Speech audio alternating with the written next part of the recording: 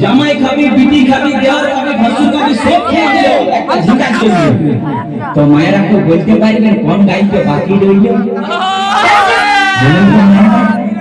ও তুই ভাত খাবি বলবো, তুই আমার ঝিকাটা হাতে করলি ছুটি, আমার ঝিকাটা হাতে করলি ছুটি, আমার ঝিকাটা হাতে করলি ছুটি গো, আমার ঝিকাটা হাতে করলি ছুটি।